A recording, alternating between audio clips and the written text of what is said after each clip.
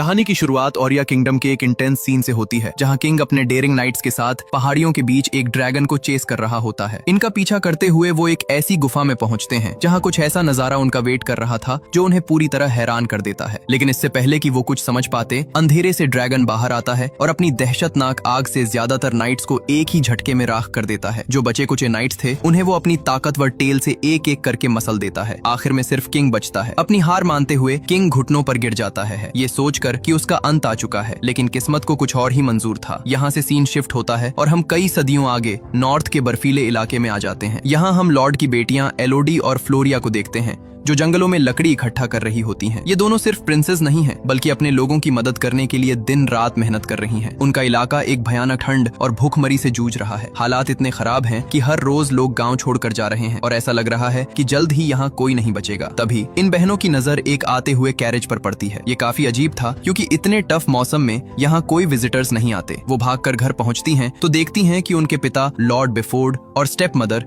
एक नन के साथ गंभीर चर्चा कर रहे हैं। डिस्कशन खत्म होते ही नन एलोडी की तरफ इशारा करती है और वहां से चली जाती है। लॉर्ड बेफोर्ड तब एलोडी को एक ऐसे ऑफर के बारे में बताते हैं जो उनकी किस्मत बदल सकता है। ओरिया की रॉयल फैमिली चाहती है कि एलोडी उनके प्रिंस से शादी करे। पहले तो एलोडी एक इससे साफ इनकार कर देती है, लेकिन जब लॉर्ड बेफोर्ड उसे समझाते हैं कि इस शादी के बदले उन्हें इतना पैसा मिलेगा कि अगले कई सालों तक उनके लोगों की जिंदगी बच सकती है, तो एक जिम्मेदार बेटी होने के नाते वो अपना मन बदल लेती है। अपने लोगों की खातिर फैमिली ओरिया के लिए रवाना हो जाती है। डेस्टिनेशन के करीब पहुंचते ही उनका शिप एक घनी धुंध में एंटर करता है। माहौल अचानक बदल जाता है। अंधेरे में कुछ डरावनी फिगर्स दिखाई देती हैं, जो करीब से देखने पर जायंट ड्रैगन स्टैच्यूज निकलती हैं, जैसे वो आने वाले खतरे की चेतावनी दे रहे हों। लेकिन लैंड करने के बाद नजारा बिल्कुल उलट था। ओरिया की खुशहाली और वहाँ का शानदार कैसल देखकर पूरी फैमिली दंग रह जाती है। सर्वेंट्स उन्हें बड़े अदब से उनके कमरों में ले जाते हैं और बताते हैं कि रॉयल फैमिली उनसे अगले दिन मिलेगी। एलोडी जब अपनी बालकनी से इस नई दुनिया का नजारा ले रही होती है, तभी उसकी नजर सामने वाली बालकनी पर पड़ती है। वहाँ उसकी ही उम्र की एक और लड़की खड़ी थी, लेकिन इससे पहले कि वो कुछ समझ पाती, एक मेड आकर उस लड़की को जल्दी से अंदर ले जाती है। रात को एलोडी को नींद नहीं आ रही थी, तो वो ड्राइंग करने लगती है। जब वो ताजी हवा लेने दोबारा बालकनी पर जाती है तो वो नोटिस करती है कि सामने वाली बिल्डिंग जहाँ वो लड़की थी, अब वहाँ बिल्कुल अंधेरा है। उसे कुछ गड़बड़ लगती है। उसी रात एलोडी दूर पहाड़ियों पर जलती हुई मशालें देखती है, जो काफी अजीब था। अगले दिन जब वो प्रिंस हेनरी से मिलती है तो हेनरी बताता है कि अपने पूर्वजों को याद करने की ये एक पुरानी रस्म है, इसलिए शादी भी आज ही रखी गई है। दोनों के बीच अच्छी बातचीत होती है और हेनरी उसकी आर्टिस्टिक स्किल्स की काफी तारीफ करता है। दूसरी तरफ कैसल के अंदर माहौल कुछ और ही था। लॉर्ड बेफोर्ड डील क्लोज करके आते हैं, लेकिन वो खुश होने के बजाय परेशान लग रहे थे। जब लेडी बेफोर्ड क्वीन इसाबेल से बात करने जाती हैं, तो इसाबेल उन्हें उनकी औकात याद दिला देती है। वो साफ कहती है कि ये शादी कोई रिश्ता नहीं, बस एक बिजनेस ट्रांजैक्शन है। उन्हें प्रिंसेस चाहिए और बेफोर्ड को पैसा। हद तो तब हो जाती है जब क्वीन लेडी बेफोर्ड को रोप मेकर की बेटी कहकर बेइज्जत करती है और एलोडी का नाम भी गलत लेती है। घबराई हुई लेडी बेफोर्ड एलोडी को वार्न करने जाती हैं कि शादी तोड़ देनी चाहिए, लेकिन लॉर्ड बेफोर्ड बीच में आकर उन्हें चुप करा देते हैं। अगली सुबह मेड्स एलोडी को तैयार करती हैं, जहां उसे एक खास ड्रेस पहनाई जाती है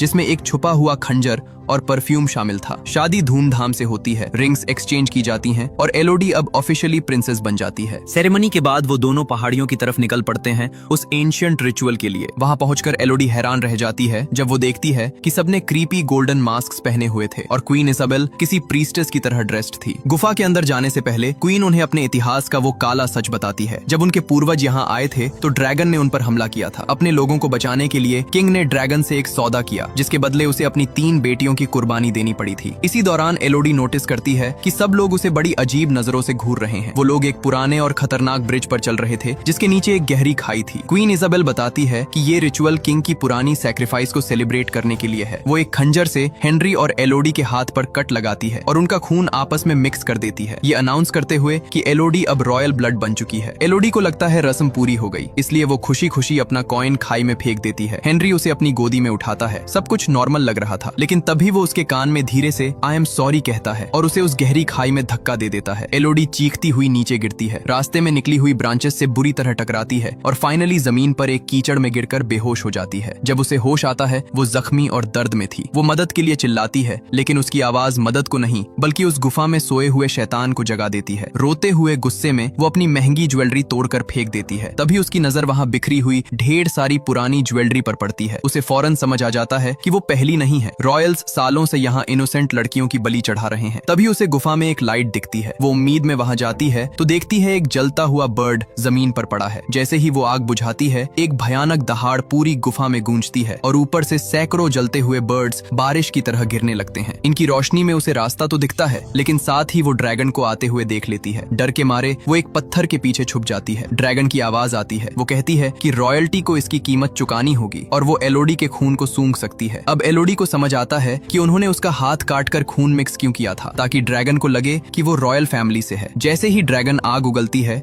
एलोडी भागकर एक टनल में घुस जाती है। आग पीछे तक आती है, लेकिन वो एक सेफ स्पॉट ढूंढ लेती है। वहाँ उसे उसी लड़की की जली हुई बॉडी मिलती है जिसे उसने बालकनी से देखा था। ड्रैगन वापस घूम कर आती है। एलोडी भागने की कोशिश करती है, लेकिन उसकी हैवी ड्रेस अटक जाती है। मौत करीब थी, लेकिन एलोडी हिम्मत नहीं हारती। वो अपनी ड्रेस का भारी घेरा निकालकर फेंक देती है और एक छोटे गड्ढे में छुप जाती है। बदकिस्मती से ड्रैगन की आग उसके पैर को जला देती है। वो दर्द से चीखती है, लेकिन ड्रैगन वहां तक पहुंच नहीं पाती। खतरा टलते ही एलोडी सर्वाइवल मोड में आ जाती है। वो पत्थर पर घिसकर अपना डैगर तेज करती है और अपनी ड्रेस काटकर अपने जख्मों पर पट्टी बांधती है। अंधेरे से लड़ने के लिए वो परफ्यूम की बोतल में आग लगाकर एक लालटेन बना लेती है। गुफा में आगे बढ़ते हुए वो फिसल जाती है और उसकी लालटेन बुझ जाती है, लेकिन वो हार नहीं मानती। अंधेरे में दीवार पकड़कर वो चलती रहती है और फाइनली एक क्लिफ के किनारे पहुंचती है। उसे दूसरी तरफ रोशनी दिखती है। वो एक लंबी छलांग लगाती है। वो फिसलती है, उसकी बेल्ट अटक जाती है, लेकिन गिरने से ठीक पहले वो अपना डैगर चट्टान में घुसाकर खुद को बचा लेती है। ऊपर चढ़कर वो देखती है कि वो रोशनी असल में चमकने वाले वर्म्स की थी। वो अपनी स्लीव फाड़कर नया लालटेन बनाती है और आगे बढ़ती है। वहाँ उसे एक लेक मिलती है, लेकिन पानी जहरीला था। तभी सीलिंग से बर्फ की कुछ बूंदें गिरने लगती हैं। एलोडी पानी पीने ही वाली थी